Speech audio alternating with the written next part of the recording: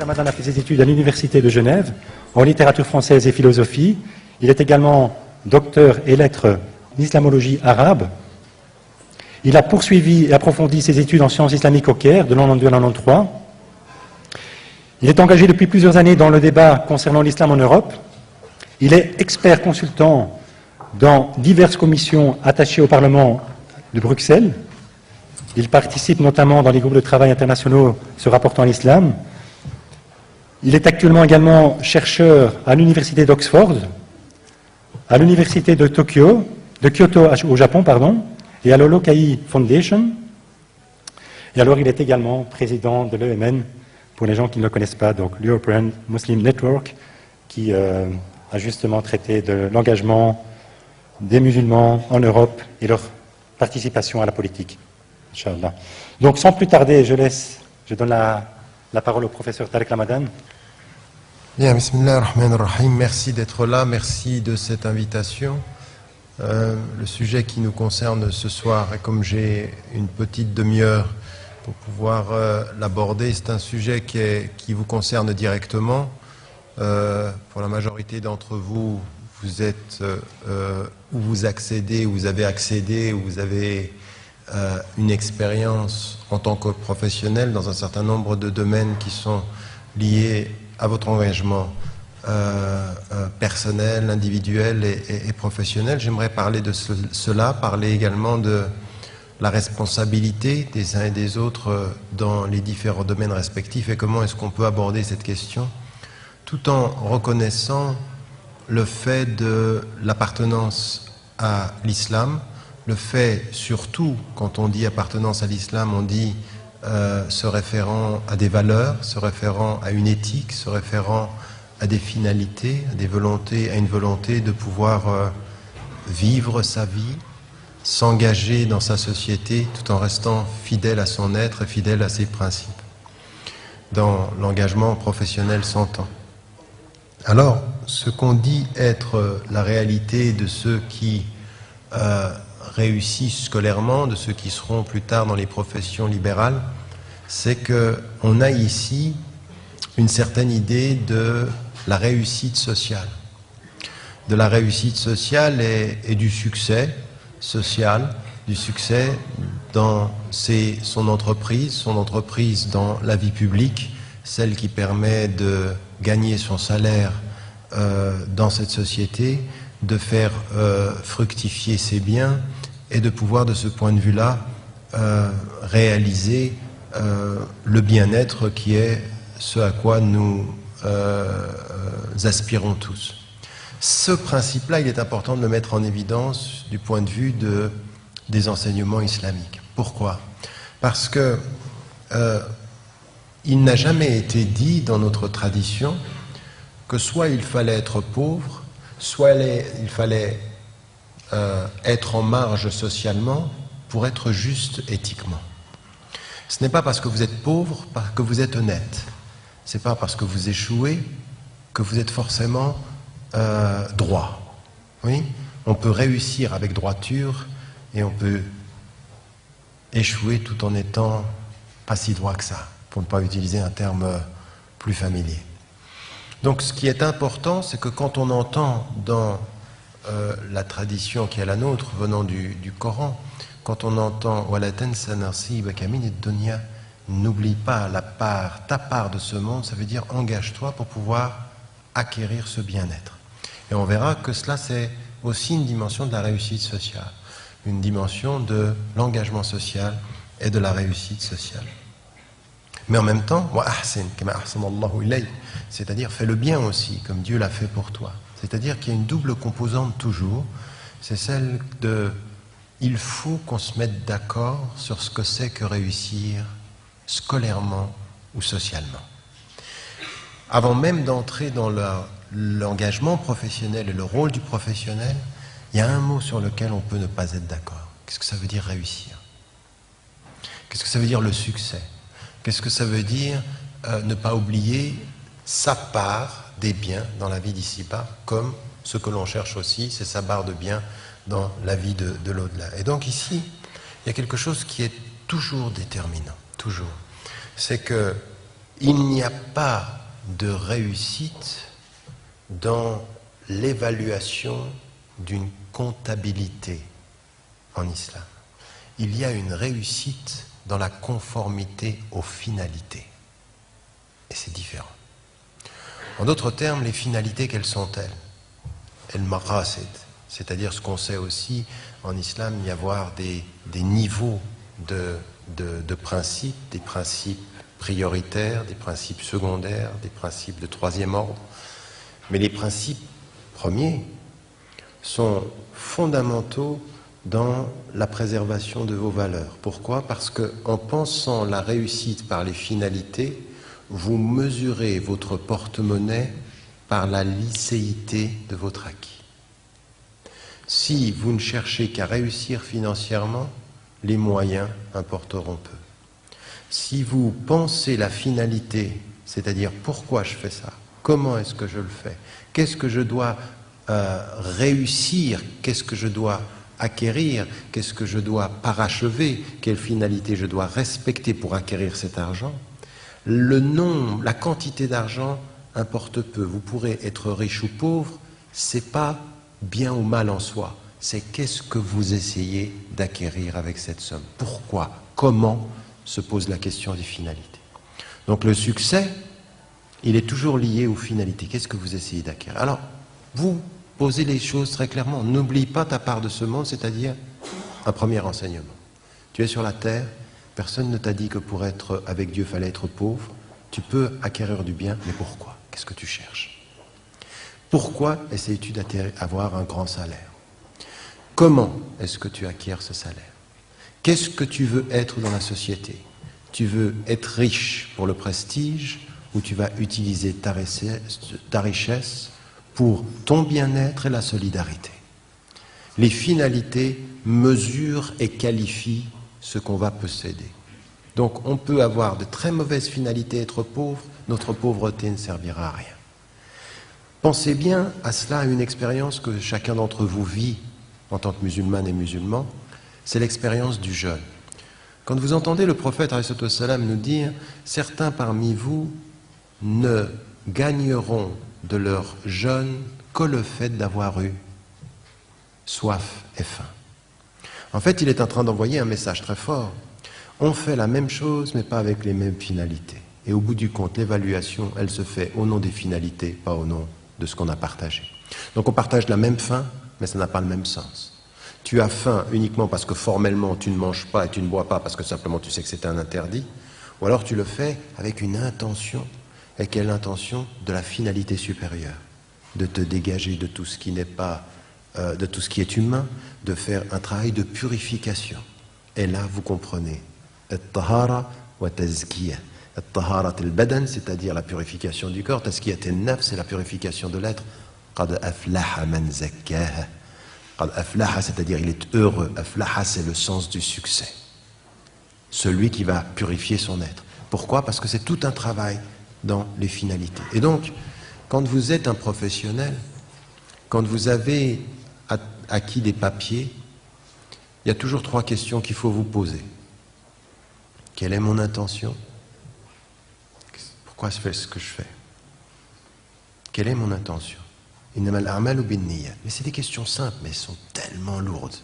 Tellement lourdes. C'est-à-dire que quand je viens, par exemple, il y a des gens, parfois, ils commencent à vous présenter avec tous les titres qui sont les vôtres, professeur, docteur. Quelle est l'intention? Qu'est-ce que tu fais avec les titres? Les titres, c'est pour t'élever? C'est pourquoi? À quoi sert un titre socialement? À montrer le succès ou à prouver l'arrogance?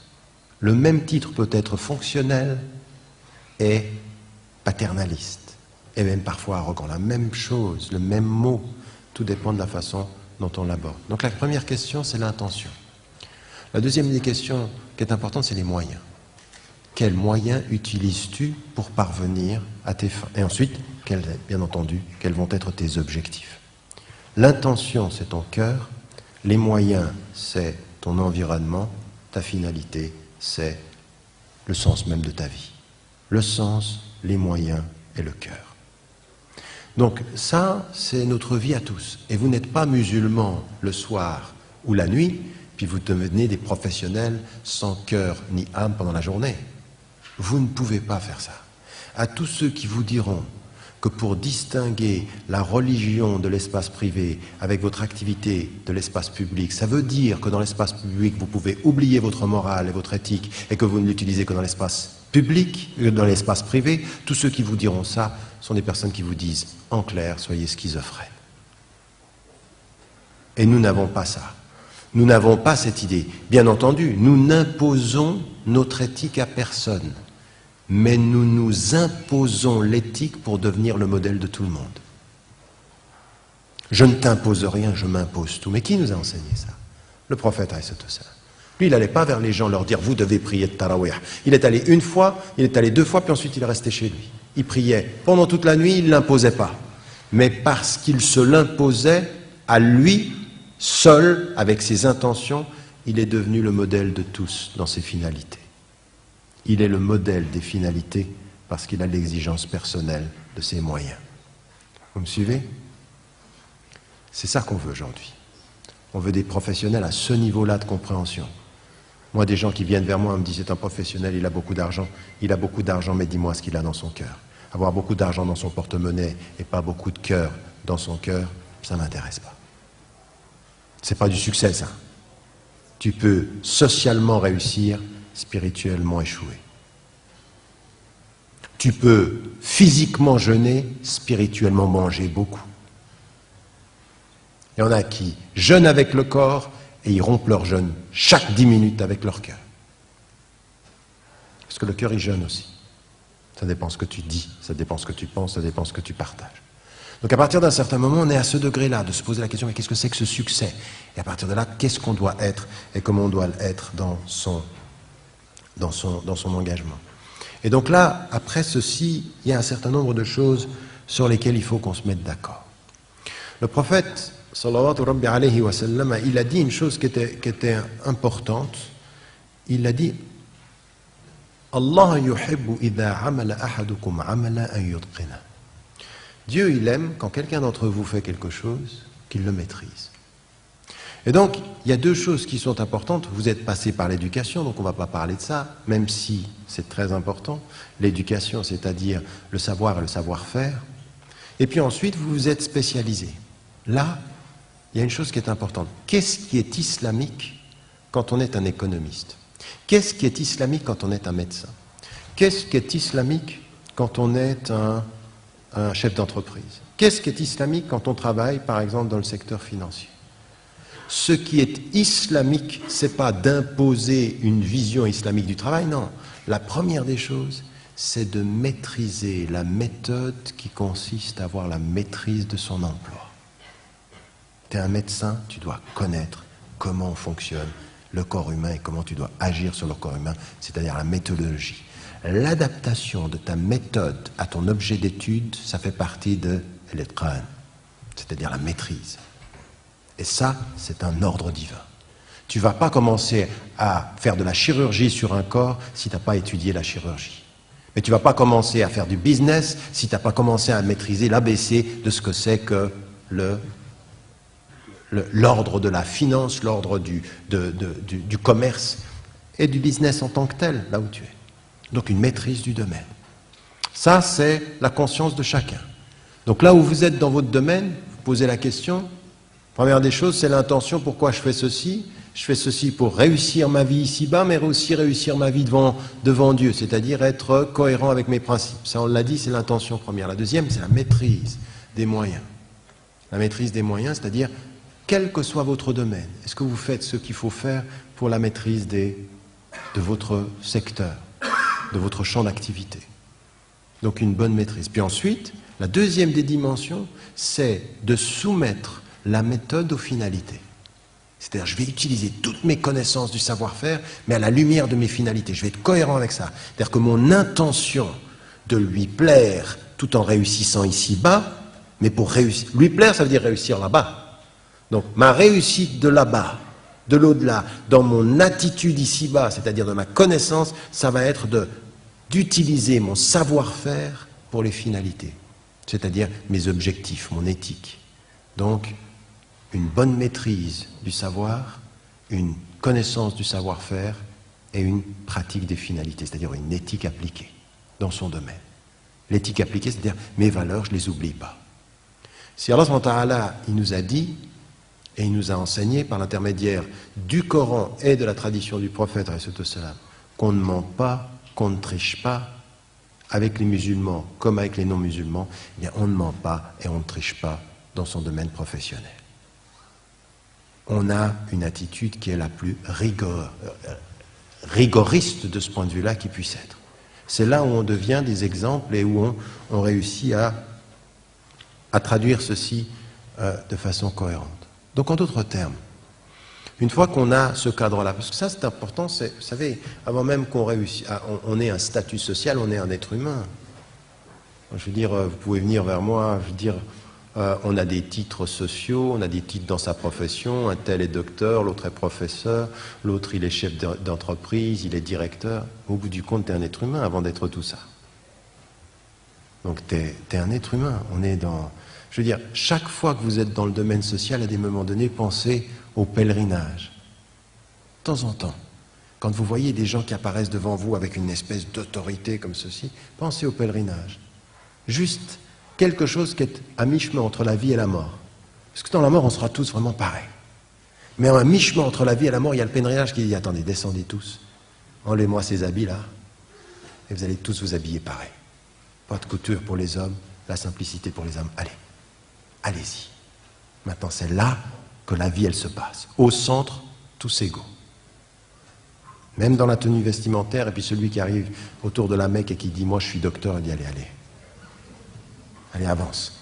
Tu es en train de nous retarder. Pas de docteur, pas de... Non.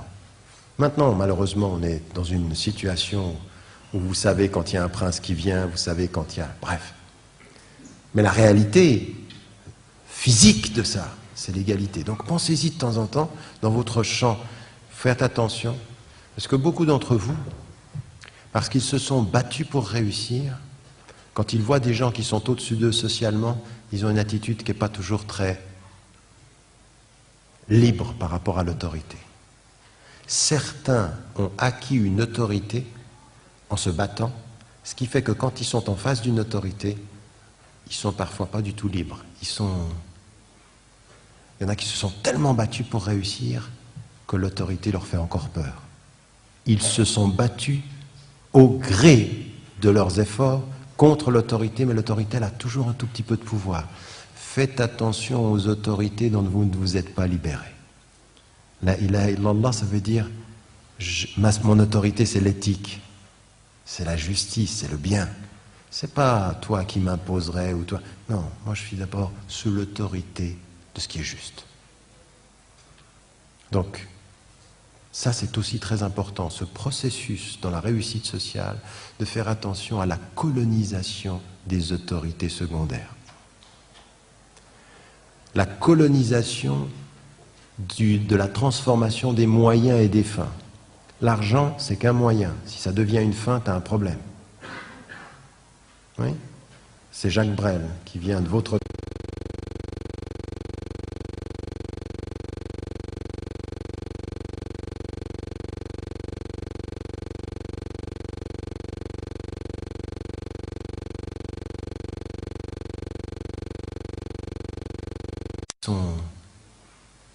Il y en a qui se sont tellement battus pour réussir que l'autorité leur fait encore peur. Ils se sont battus au gré de leurs efforts contre l'autorité, mais l'autorité, elle a toujours un tout petit peu de pouvoir. Faites attention aux autorités dont vous ne vous êtes pas libérés. La ilaha illallah, ça veut dire mon autorité, c'est l'éthique, c'est la justice, c'est le bien. C'est pas toi qui m'imposerais ou toi. Non, moi je suis d'abord sous l'autorité de ce qui est juste. Donc, ça c'est aussi très important, ce processus dans la réussite sociale, de faire attention à la colonisation des autorités secondaires. La colonisation de la transformation des moyens et des fins. L'argent, c'est qu'un moyen. Si ça devient une fin, tu as un problème. Oui, c'est Jacques Brel qui vient de votre pays qui disait l'argent n'a pas d'odeur, mais pas d'odeur vous monte au nez. Et elle a parfaitement raison, ça n'a pas d'odeur. Ou alors l'autre formule qui consiste à dire, enfin bref, je ne vais pas rentrer dans ces formules-là. Laissons simplement, ce que j'aimerais vous dire, ce que j'aimerais que vous compreniez ici, c'est qu'il y a à vous, vraiment personnellement, à nous tous, de faire un pas en arrière, puis en se posant la question de cette intention, de ces moyens, de ces finalités. Puis ensuite, avec ceci, quand on s'y engage, de se dire, voilà, moi ce que je comprends, ce qui est islamique dans mon engagement, la maîtrise de mon domaine d'action, d'activité, la maîtrise, et les finalités. C'est-à-dire, maîtrise, je sais ce que je fais, finalité, je sais où je veux aller. Je sais où je vais avec ce que je sais. Mais ce que je sais, il faut que je le maîtrise, il faut que je sois au top. Et là, de ce point de vue-là, c'est une dimension qui est importante. Maintenant, une chose, ça c'est ce que l'on sait comme cadre premier. Maintenant, il y a une chose dont on ne doit pas avoir peur. Première des choses, il y a 3 choses sur lesquelles il faut qu'on ait une attention particulière dans notre domaine et surtout à vous qui êtes des professionnels, vous vivez ici en Belgique. Comme je vous l'ai dit, moi j'ai très très peur. Vous savez, quand je vois des jeunes et des moins jeunes qui sont au bas de l'échelle sociale, j'aime beaucoup parfois leur façon de contester l'autorité. D'être, vous voyez, ils sont, non, on ne va pas se laisser faire. Quand je vois certains d'origine marocaine, d'origine algérienne, d'origine turque, qui réussissent socialement, ils me font peur dans leur façon d'être avec l'autorité. Il y en a, ils ont des complets, ils ont une réussite sociale, mais si vous les regardez bien avec l'œil de l'intérieur, vous voyez qu'ils ont la tête pliée. Ils ont une espèce d'inclinaison comme ceci qui montre qu'ils ne sont pas vraiment libres, ils ont peur de ce qu'on pense d'eux, de ce qu'on dit d'eux, de ce que l'autorité leur impose. Il faut vous libérer de ça. Il faut vous libérer de cette fausse autorité qui s'impose à vous. La deuxième des choses que je voulais mettre en évidence, c'est qu'il n'y a absolument aucune gêne, quand on a une éthique, à pouvoir réussir et à faire de l'argent. Abu Hanifa, il était, et on le sait, c'était un des grands savants de l'islam, et il était un commerçant, et il avait réussi, il était riche. On n'a pas, nous, une histoire de les seuls savants, c'est des savants qui sont marginaux, qui sont... Oui, parfois ils étaient riches et contre le pouvoir. Vous voyez le lien que je fais entre les deux, votre rapport au pouvoir et à l'autorité, il est très important. Mais quand je vous dis ça, je vous le dis en vous regardant droit dans les yeux, et chacun d'entre vous, méfiez-vous de vous-même. Méfiez-vous de vous-même. Le pouvoir corrompt, mais vouloir réussir, ça peut corrompre aussi. Ça peut parfois, au nom de votre éthique, vous faire avaler des choses qui ne sont pas justes. Il y en a certains d'entre vous, même dans leur travail, à des moments donnés, ils laissent passer des choses, ils laissent passer des éléments éthiques. Là où ils devraient, parce qu'ils réussissent, avoir une présence qui est une contribution éthique, non, ils laissent passer une fawit. Parfois, l'argent impose des comportements, faites attention à ça. Et c'est parfois, quand vous êtes au haut, où vous vous approchez des sommets sociaux, que c'est le plus délicat. Il est plus facile d'être intègre moralement, parfois dans la pauvreté qui conteste, que dans la réussite, dans la richesse qui est en train de réussir. Vous êtes souvent, vous, quand vous réussissez, et à l'université, et sur le plan social, beaucoup plus fragile moralement que certains de vos frères au bas de l'échelle sociale. Beaucoup plus fragile. J'ai même vu, moi, à l'université, j'ai vu des étudiants qui, pour réussir, reproduisaient la pensée du maître. Qu'est-ce que tu veux? Réussir en disant ce qu'il veut que tu dises, ou réussir parce que tu as dit ce que tu pensais? Tu veux réussir socialement parce que tu maîtrises ton domaine et à un moment donné tu t'imposes parce que tu sais et ton éthique, ou simplement tu les fais sourire? Est-ce que tu réussis pour leur plaire? Ou est-ce que tu réussis parce que tu te respectes? Ça, c'est un rôle déterminant, mais pas simplement pour vous, parce que c'est, si vous êtes en train de suivre l'exemple du prophète, vous devez être des exemples pour tous ceux qui peuvent vous regarder, qui doivent voir en vous une intention, des moyens et des finalités. Ils doivent les voir, parce que chez nous, la foi, elle est visible. Elle se voit dans notre comportement. On est des témoins. On doit être des témoins. Et on doit l'être partout, pas le vendredi, entre 1h et 3h de l'après-midi, tout le temps. On essaye de l'être. On est même des témoins dans notre erreur. Un homme ou une femme qui a reconnu socialement son erreur est le témoin qu'elle a ou qu'il a de l'éthique. L'éthique, c'est pas d'être parfait. L'éthique, c'est de reconnaître notre imperfection, même par rapport à nos règles. La reconnaissance de son erreur est éthique. Ce qui devient arrogant, c'est quand on ne le fait pas. Donc ici, on a cette dimension de notre travail. Et donc, la deuxième des choses, donc la première, c'est le rapport à l'autorité et au pouvoir. La deuxième des choses, il n'y a aucun problème à réussir et à devenir riche. Il n'y a aucun problème. L'élément, c'est quelle intention, quels ont été les moyens, comment, d'un point de vue personnel, tu as réussi à acquérir cet argent. Est-ce que finalement, tu as laissé tes principes pour remplir ton porte-monnaie? Et à un moment donné, il faut te dire, vous savez, quand vous lisez dans le Coran, Harbun min Allah, quand il parle de l'intérêt ou des choses comme ceci, on est dans une société où vous savez qu'il y a des allègements possibles. Moi, je ne parle pas d'une interdiction complète, puisque même là-dessus, je pense que les penseurs musulmans et les savants, les ulama musulmans, on doit faire un vrai travail. L'intérêt, c'est haram. La spéculation, c'est haram. Mais on est dans une société maintenant où il va bien falloir qu'on trouve des alternatives pour se sortir de ce système-là. Mais dire c'est haram et ne rien faire, ça ne va pas nous aider.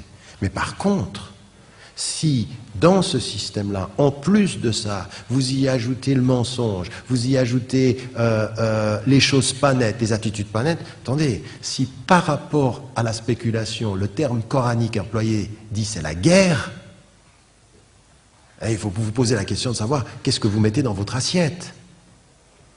Avec quoi vous achetez ce que vous mettez dans votre assiette. Et rappelez-vous bien d'Abdallah ibn Mas'ud où il a dit, quelques années après que le prophète soit mort, il dit « Aujourd'hui, vous faites des choses qui pour vous paraissent des détails. Pour nous, c'était des choses énormes. » À s'habituer aux écarts, on finit par ne plus savoir où sont les marges. Oui ? Un petit écart par-ci, un petit écart par-là, puis ensuite, il n'y a plus vraiment de marge, il n'y a plus de limite. On est passé à gauche, on est passé à droite. Il faut, de ce point de vue-là, avoir une vraie conscience. Elle est personnelle. Alors, le deuxième élément, la richesse, il n'y a aucun problème par rapport à ça. Et le troisième élément, c'est la dimension du double succès. C'est que nous, ce qu'il faut qu'on réussisse à faire, c'est, encore une fois, le succès social, la présence. Et aujourd'hui, on en a besoin. On a besoin, dans cette société belge, de femmes et d'hommes qui réussissent socialement, qui soient présents, qui s'assument, qui aient la fierté d'être qui ils sont dans la réussite, là où ils sont. S'il y a des gens, ils vous pardonneront tout.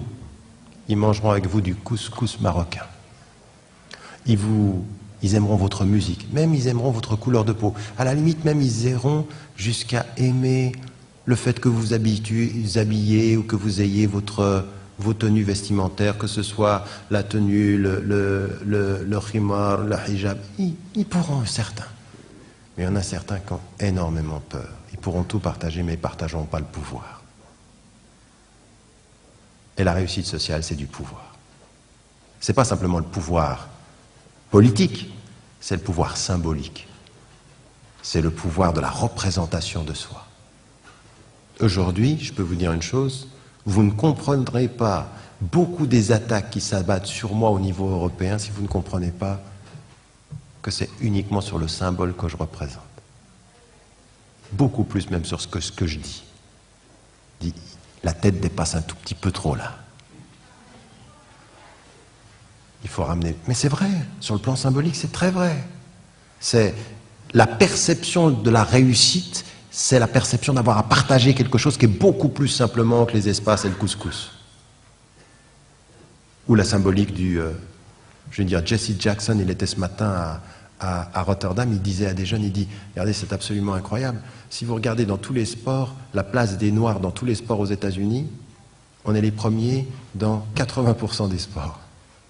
Vous regardez socialement, on est les premiers dans 60 à 70% de la population carcérale. C'est inversement proportionnel. Par contre, dans les grandes entreprises, il n'y en avait pas beaucoup. Et le monde se pâme quand il y a un Africain, Afro-Américain qui devient le président. Oui, je veux dire, c'est des symboliques qui disent autre chose aussi que cela. Donc, pourquoi je disais cela? Je disais cela Parce que le premier élément, c'est le fait d'être riche, ce n'est pas un problème. Le deuxième élément, non, le premier élément, c'était par rapport à l'autorité. Le deuxième élément, c'était par rapport au fait d'être riche. Et le troisième élément, c'est de se dire la double dimension de la réussite. C'est-à-dire que de réussir, d'être présent, ça c'est important. Mais il y a une chose qui est importante aussi. C'est que la finalité de la réussite, pour nous tous, la finalité éthique de la réussite, c'est je réussis pour mon bien-être, mais je réussis pour le partager. Le sens de la réussite en islam, c'est toujours le partage. Si un jour vous avez des enfants et que vous commettez l'erreur, aujourd'hui vous en avez sans doute certains d'entre vous, et vous avez été des enfants, si vous commettez l'erreur de leur dire qu'il faut qu'ils soient les premiers, sans ajouter qu'ils doivent être le cœur et l'oreille des derniers, alors vous n'avez pas compris ce que c'était que de réussir. On n'est pas là pour être les premiers seulement. On est là pour être la conscience des derniers. On est là pour être le cœur des derniers.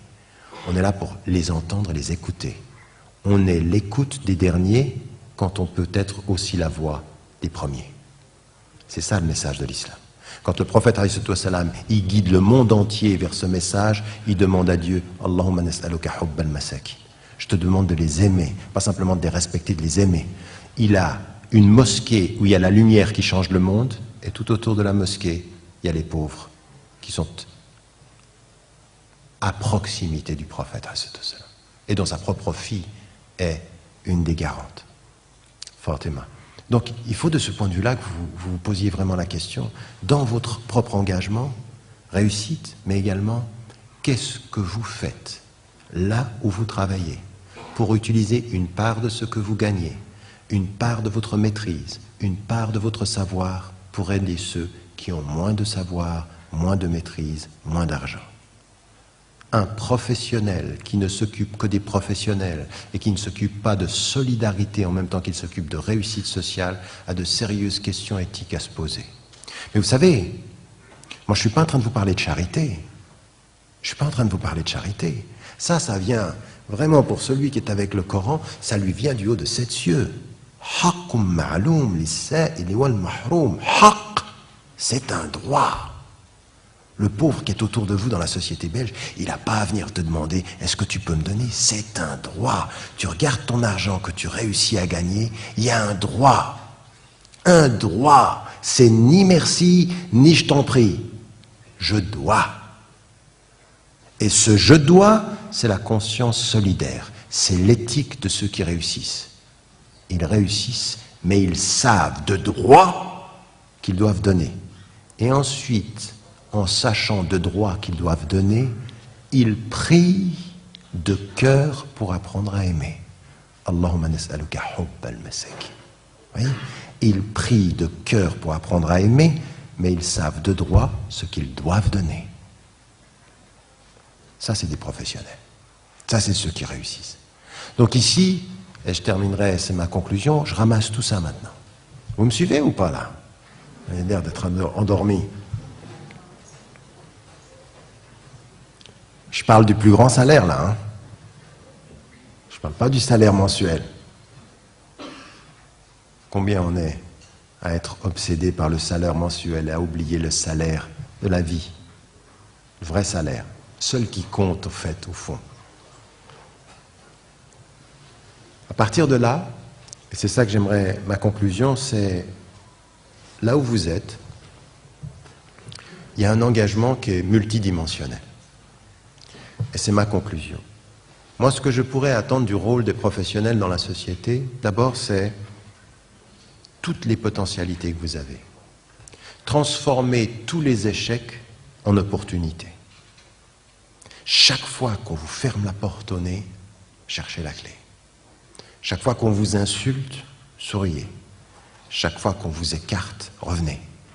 Chaque fois qu'on aimerait vous marcher dessus, réveillez-vous, levez-vous. Ça, c'est une attitude qui est l'attitude du prophète, sous cette oppression psychologique. Parce que nous, on vit ça, on vit une oppression psychologique. Il y en a, vous le sentez dans leur regard, ils n'aiment pas. Ben, il était debout. Il faut être debout. Et il faut être debout avec beaucoup de sagesse. Et donc là, ce qu'il faut, c'est vraiment, dans votre domaine, vos intentions, la réussite, maîtriser, y arriver, se battre, ne pas lâcher. En pensant à plusieurs dimensions ici. Votre propre réussite, Et puis votre bien-être, parce qu'au bout du compte, ce qui est important, c'est que plus il faut protéger votre bien-être social, la maison, l'appartement, la famille, le voisinage, les relations. Faites en sorte que votre entourage, et vous-même et dans votre entourage, vous ayez des bonnes conditions de vie. Parce qu'il y a quelque chose qui est très important dans notre vie, c'est le bien-être. Et ça, il faut investir financièrement pour un bien-être spirituel. Si vous avez la possibilité, faites-le. C'est pas du luxe dont on parle, c'est juste le bien-être. Et il n'y a aucun mal à protéger le bien-être des siens et à se protéger son propre bien-être à soi-même. Puis ensuite, on s'occupe aussi de ceux qu'on peut plus largement. Mais l'intention, c'est ce bien-être-là. Il faut pouvoir le faire et faut faire attention, au nom de ce bien-être, ne jamais être dans le bien-être de la compromission, mais être dans le bien-être de la dignité. Et le bien-être de la dignité, c'est que tous ceux qui sont autour de vous, quand ils vous observent, ils doivent sentir que vous vous respectez, que vous avez de la dignité, que vous ne laisserez pas faire, et que vous allez dans ce sens-là. Et là, votre entreprise, votre travail, protégez cette dimension-là. Protégez cette dimension-là, comme je l'ai dit, est-ce que je m'arrête ? Protégez cette dimension-là. Protégez cette dimension-là dans votre famille, autour de vous, dans votre entourage, et faites en sorte de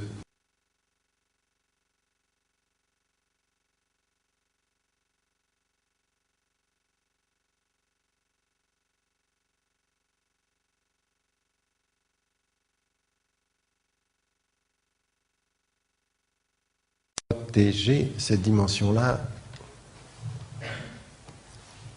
Protégez cette dimension-là dans votre famille, autour de vous, dans votre entourage, et faites en sorte de pouvoir vous engager à cela. Il y a une chose à laquelle j'aimerais vous rendre attentif, n'oubliez jamais vos parents. N'oubliez jamais vos parents. C'est-à-dire que quand vous réussissez et que vous vous retournez vers vos parents, vous pouvez bien mettre votre famille, mais malheur à celle ou à celui qui vit dans d'excellentes conditions et qui n'investirait pas pour ses parents pour qu'ils le soient de la même façon. Anta wa maluka li abik, a dit le prophète à un fils par rapport à son père. Et ce qu'il a dit à l'enfant, c'est 3 fois la mère à qui on doit du bien dans cette vie. Si vous vivez dans des conditions confortables et que vos parents ne le vivent pas, il ne faut pas vous arrêter à la première chose qu'ils vous diront. Alors évidemment que si vous allez vers votre papa, votre maman, vous dites j'aimerais pouvoir te donner, et puis qu'il vous dit non, vous dites ah ben il a dit non. Il faut le faire. Mais attendez, mais c'est l'ABC ça. C'est l'ABC de l'intention quoi. J'ai réussi, je m'installe, il faut que je les installe. Il faut que je les installe, il faut que je leur protège quelque chose. Parce que votre réussite, elle est quoi? Elle est la leur. Attendez, vous vous prenez pour qui? Celui d'entre vous qui est dans cette salle se dit, moi je me suis fait seul. Tu rigoles ou quoi? T'es fait seul toi? Même dans les erreurs de tes parents dans ton éducation, c'est ce qui t'a fait. Leurs erreurs, c'est peut-être ta réussite. Leurs erreurs, le fait qu'à un moment donné, on t'a grandi au mauvais moment, à un moment donné, t'as pris une gifle que tu devais pas prendre et que tu t'es révolté, toi tu y as vu leur mal, c'est peut-être ton bien, et ton bien, c'est leur réussite. Il faudrait que tu commences à réfléchir à l'endroit. Donc ça, c'est important, toute cette dimension-là. Ensuite, un vrai engagement de solidarité. Il y a 2 niveaux. La zakat que vous donnez, que ce soit pendant... Et ça aussi, attention. Rappelez-vous, Abu Bakr as-Siddiq, au moment où il y a toutes des tribus du Sud qui disaient « Ah ben nous on prie mais on ne paye plus ». Hein? Il ne voulait plus payer la zakat. Il a dit « Je vais leur déclarer la guerre. Celui qui va distinguer entre la prière et la zakat. » Vous voulez vous regarder là maintenant aujourd'hui, il y en a beaucoup qui sont dans cette situation-là. La prière, oui, la zakat, on ne sait pas. À qui on la donne? Tu ne sais pas à qui tu la donnes, viens me voir. Je vais te dire moi à qui on la donne. Mais d'abord tu la calcules. D'ailleurs tu la sors de ton argent. C'est un droit. Ils ont ce droit-là. Et le droit des pauvres ici d'abord. Ce que tu envoies dans le pays, c'est de la sadaqa, c'est-à-dire tu le prends en plus. Mais la zakat, d'abord on regarde les gens qui sont ici. Et il faut te préoccuper de la population en situation difficile ici. Donc, là j'ai bien compris, le message sera reçu 5 sur 5. Qu'est-ce que je disais? Attends, donnez-moi 5 minutes sans me... Parce que si je suis un Égyptien stressé, il double le temps. Donc...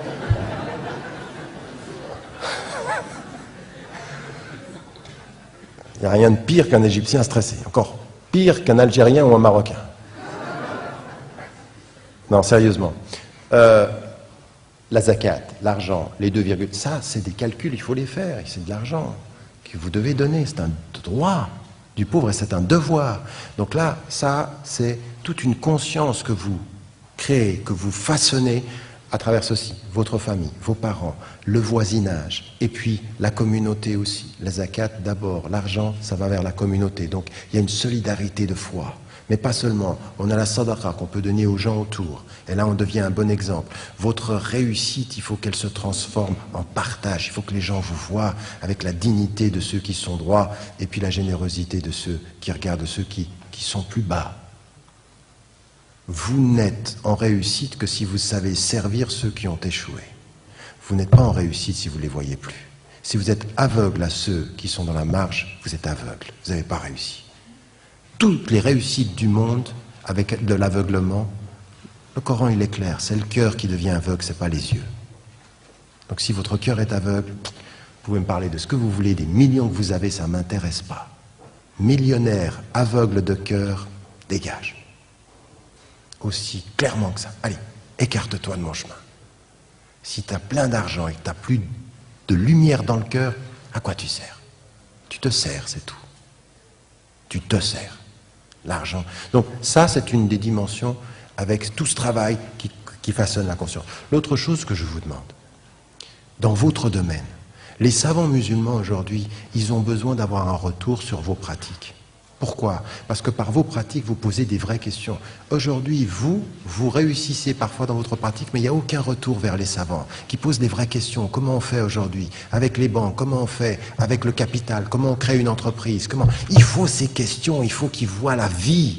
Parce que les savants, ils donnent parfois des fatwas sur des grands cadres, mais la vie, elle n'est pas pareille. Aujourd'hui, quand on dit tu ne peux prendre de l'argent pour commencer un business que c'est de l'argent halal, et puis que tu ne peux pas prendre de l'argent...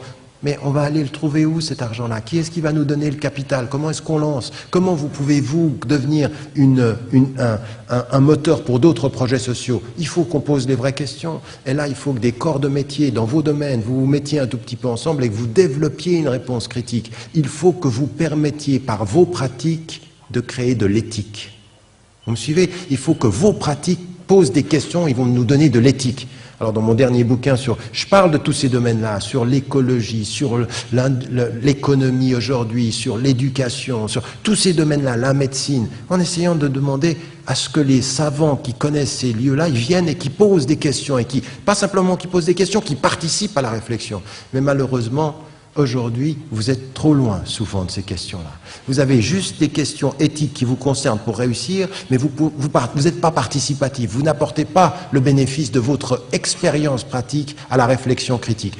On a besoin de vous sur ce domaine-là. On a besoin de vos expériences, de comment est-ce que vous gérez les choses, quelles questions, quels doutes, comment vous avez fait, comment vous avez réussi. Et puis les savants, ils écoutent ceci, et en écoutant, on produit de l'éthique appliquée. Mais si vous disparaissez, qui va le faire? Si ceux qui sont dans la pratique éthique, ils disparaissent, on va demander à qui? Alors les savants, ils imaginent des situations, ils donnent des fatwas sur des choses qu'ils ne maîtrisent pas parfois. Aujourd'hui, créer un business en Belgique, ça demande vraiment des compétences tout à fait particulières. Et puis une connaissance et un savoir-faire, ça, il faut que ça se traduise pour que le savant puisse dire, bon, ben, comment est-ce qu'on peut développer des fatwas, des opinions légales? Qu'est-ce qui est sujet? Déjà, simplement ça. Qu'est-ce qui est sujet à fatwa et qu'est-ce qui ne l'est pas? Parce que tout n'est pas sujet à fatwa. Il ne faut pas des fatwas sur tout. Vous voyez ce que je veux dire sur ces questions-là, sur les questions des maladies, sur les questions, mais des choses très, très... Là, il faut que vous participiez beaucoup plus à ce débat. Où est-ce que vous êtes? Où est-ce que vous êtes de la réflexion critique? Au lieu de rester assis souvent en disant « mais les savants, là, ils ne nous donnent pas de réponse ». C'est vrai, peut-être qu'ils ne donnent pas de réponse, mais où sont tes questions? Comment as-tu formulé les questions? Où est ton rapport critique à la question? Dernier point, ça c'est de l'intérieur, le dernier point c'est vraiment dans la société. On a besoin aujourd'hui de gens qui soient visibles, qui réussissent avec cette intention du bien-être ici, avec l'éthique, le respect d'un certain type de principes, de faire des choses différemment. Vous savez, ceux des altermondialistes disent « un autre monde est possible ». À la fin du bouquin que j'ai écrit, j'ai dit « tout est toujours possible ». Tout est toujours possible. Il ne faut jamais désespérer de rien. Même quand on est très loin de Dieu et très loin de l'éthique, il ne faut jamais désespérer. Donc il faut toujours s'engager. Tout est possible. On peut se réformer, on peut réformer cette société-là. Mais la question qu'on doit se poser ici, c'est notre rôle par rapport à la société. Et vous, là où vous êtes, dans les différents domaines, soyez visibles. Ne cachez pas votre islamité. Ne cachez pas... Ah, je peux continuer alors? C'est deux messages contradictoires que vous venez de m'envoyer là. Barakallahu fikum. Non, ce que je veux dire, c'est que ne cachez pas ce que vous êtes. Il s'agit, vous savez, je vais vous donner un exemple. Quand, par exemple, les gens sont descendus dans la rue pour les manifestations à Gaza, on avait deux positions. Il y a des gens qui disaient, surtout, tu dis pas que tu es d'une association musulmane, tu enlèves tout. On va ça, comme... On est des Belges. Et voilà, c'est tout. Et d'autres ont dit, et ça c'était ma position, j'ai dit non, descendez dans la rue, comme vous êtes. N'hésitez pas à mettre le fait que vous êtes de telle association, telle mosquée, il n'y a pas de problème. Surprenez les gens, non pas par la couleur de ce que vous êtes, mais par l'universalité de ce que vous dites. Le message, il est pour tout le monde. Là, les gens, ils vont voir des associations islamiques, mais vous allez dire non à l'injustice, respect de la dignité. Vous voyez ce que je veux dire? C'est-à-dire, ils vous voient musulmans, et tout à coup, ils voient que ce que vous êtes, ça leur ressemble. Ils comprennent ce que vous dites.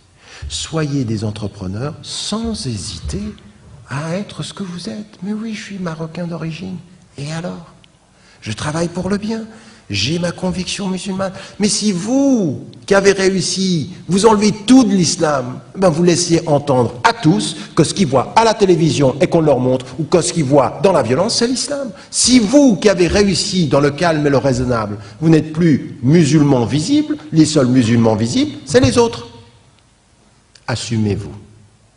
Assumez-vous devant les autres parce que c'est votre responsabilité, mais il ne s'agit pas d'imposer aux gens, c'est juste d'assumer, j'ai aucun problème avec ça, mais oui. Et alors, je suis musulman, et je jeûne, et si on va plus loin, et je prie. Moi, quand j'arrive dans mon je vais vous dire une chose, pendant des années, j'ai enseigné au secondaire, avant d'être à l'université, et les étudiants, ils savaient, bon, avec le nom Ramadan, c'est difficile. Bon. Ramadan, que j'étais musulman, que j'étais engagé, que je priais, et en plus, ils me regardaient, et il me voyait enseigner la philosophie, enseigner la littérature française avec une rigueur, une maîtrise de mon sujet. Je n'ai pas, moi, en tant que musulman, à transformer Rousseau en un nouveau musulman. Il n'était pas musulman, Rousseau. Mais par contre, je vais vous donner comme musulman sa pensée comme il la pensait. Mon islamité par rapport à mon objet d'étude, c'est ma rigueur intellectuelle. Voilà ce qu'il pensait. Nietzsche, qui disait Dieu est mort, il n'était pas musulman.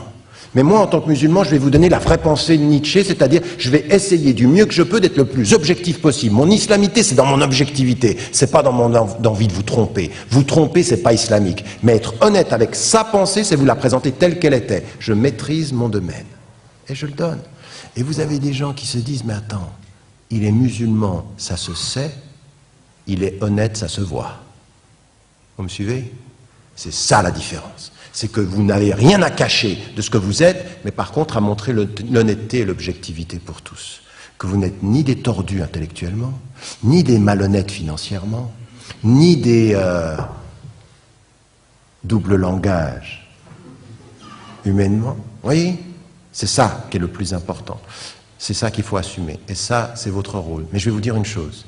Si ce soir on est là, si vous êtes venus, c'est qu'il faut tous qu'on comprenne que beaucoup plus que énormément d'enseignements islamiques qu'on pourra donner à gauche et à droite, c'est l'exemple, c'est la présence qui fait toute la différence. Quand on s'assume, quand on connaît ses intentions, quand on a les bons moyens, quand on a déterminé des finalités, qu'on veut être le premier sans jamais avoir oublié qu'il y avait des derniers et qu'on était solidaires de tous. Tous, musulmans.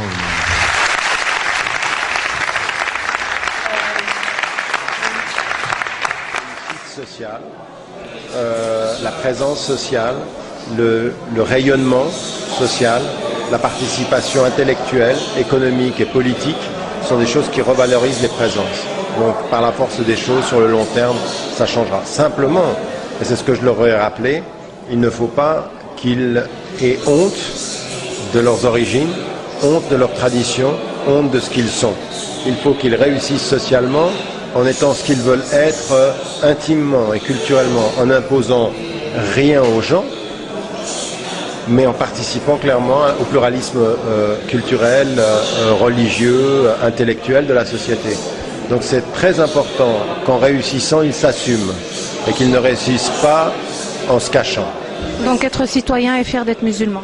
Voilà, exactement. Être citoyen engagé, connaître ses devoirs, reconnaître et défendre ses droits et en même temps afficher quand c'est nécessaire, ne rien cacher de ses convictions, de son éthique, de sa foi, de sa patrie s'il en est. On n'a rien à cacher en fait, c'est ça la vraie transparence et c'est ça le vrai pluralisme.